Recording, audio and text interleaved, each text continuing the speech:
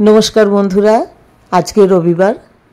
আজকে তোমাদের সাথে নতুন একটা রেসিপি শেয়ার করব। এপার বাংলার মুখরোচক রান্না চ্যানেলে সবাইকে স্বাগত জানাই। আজকে বানাবো ধনেপাতা কাঁচা লঙ্কা বাটা মুরগি। ধনেপাতা কাঁচা লঙ্কা বাটা মুরগি কিভাবে বানিয়েছি তোমাদের প্রত্যেকটি স্টেপ দেখাবো। এসো সবাই মিলে দেখে নেওয়া যাক। ভীষণ ভালো একটি পদ, অত্যন্ত সুস্বাদু একটি পদ। চিকেন নিয়েছি 1.5 কেজি বা তার একটু বেশি। ভালো করে পরিষ্কার করে ধুয়ে চুপড়িতে রেখেছিলাম যাতে এক্সট্রা জল ঝরে যায়। ওইভাবে জল ঝরে গেলে থালায় নিয়ে নিয়েছি।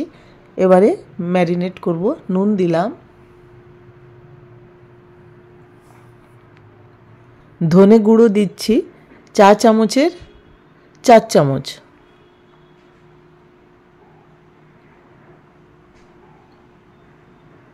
এরপর জিরে গুঁড়ো 3 চা চামচ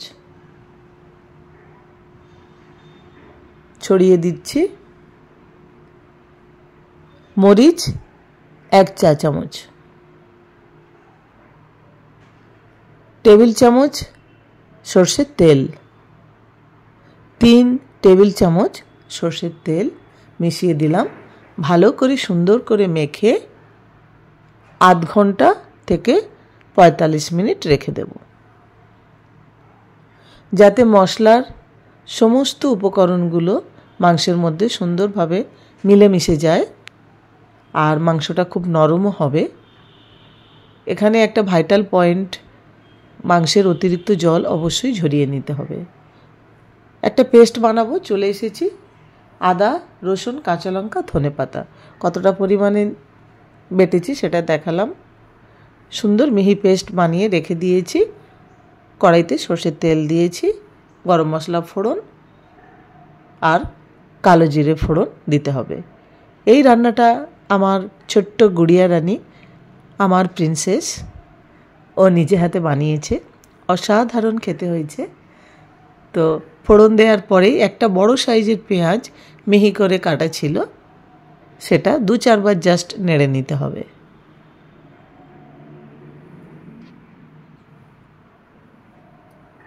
খুব লাল করে ভাজা হবে না, 2-4 বার নেড়েই ম্যারিনেটেড চিকেন পুরোটা দিয়ে দিতে হবে।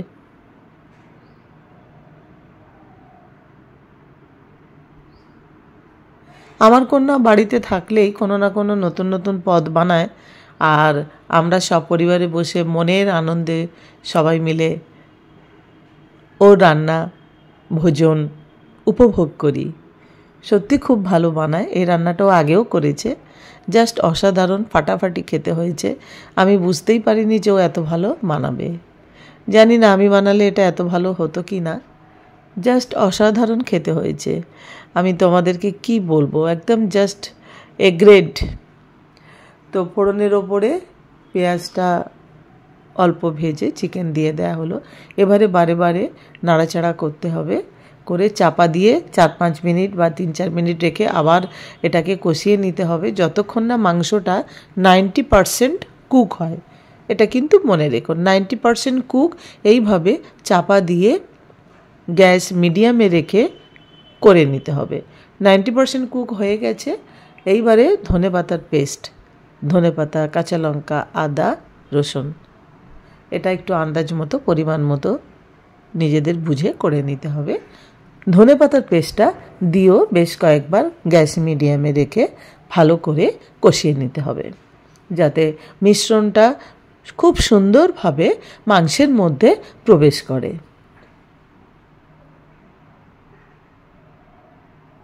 বারে বারে নাড়াচাড়া করতে হবে এই পর্বে।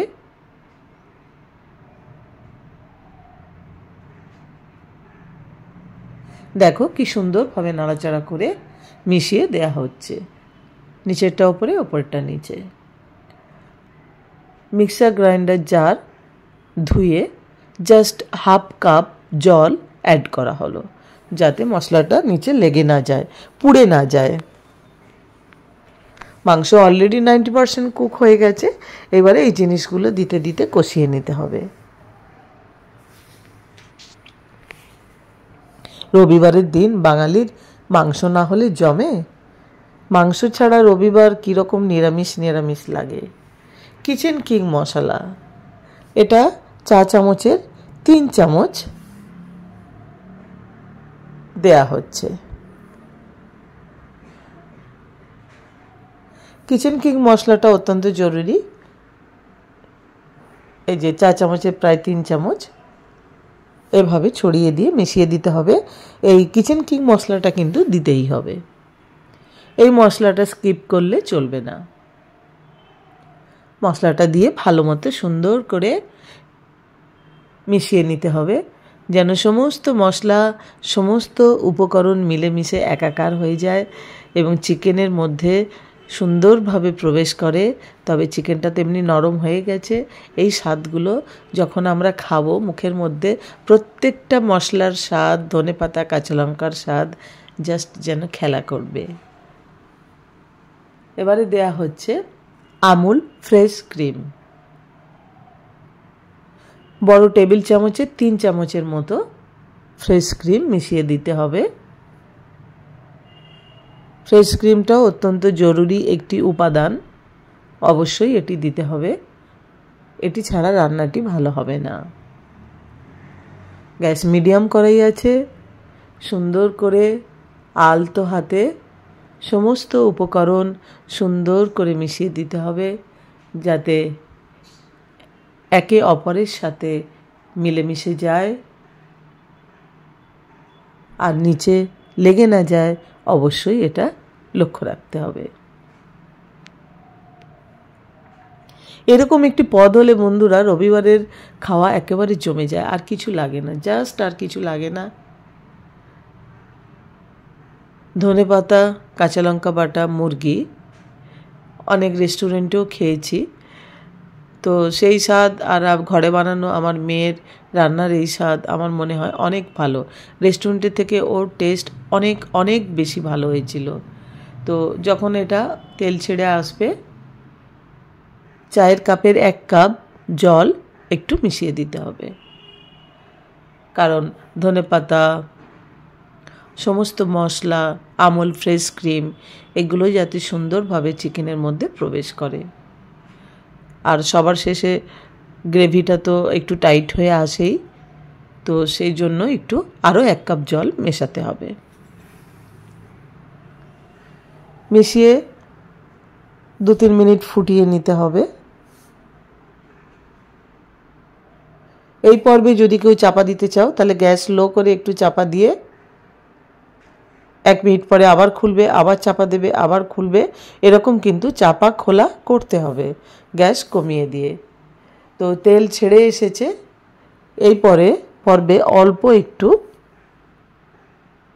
গরম মশলা ছড়িয়ে দেওয়া হলো। খুব বেশি লাগবে না, কারণ গরম মশলা ফোড়নে দেওয়া হয়েছিল, অলরেডি সুন্দর গন্ধ চলে এসেছে। জাস্ট অল্প একটু ছড়িয়ে দিয়ে চিকেনটা ভালো মতো নাড়াচাড়া করতে হবে।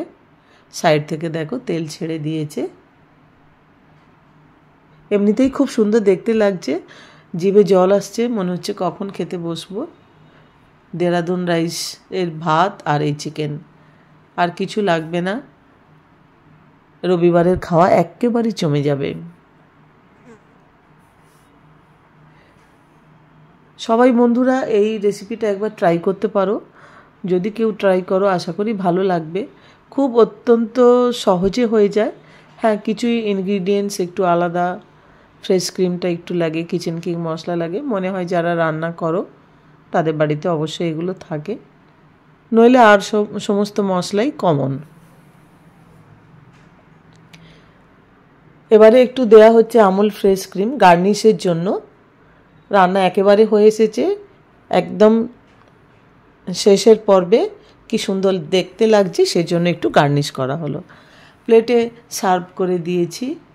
দেখো কি অপূর্ব দেখতে হয়েছে। আমার মেয়ে খেতে শুরু করে দিয়েছে।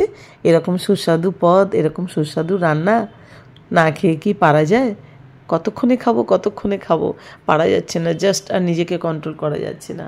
অসাধারণ স্বাদের এই রেসিপি তোমাদের সাথে শেয়ার করলাম বন্ধু। যদি ভালো লাগে একটা লাইক করে দিও, আর আমার চ্যানেলে সমস্ত ভিডিও দেখার জন্য সাবস্ক্রাইব করে নিও, বেল আইকন প্রেস করে রেখো। আজকের মতো এই পর্যন্ত, আবার নতুন কোনো ভিডিও নিয়ে তোমাদের সঙ্গে দেখা হবে। সবাই সুস্থ থেকো, ভালো থেকো।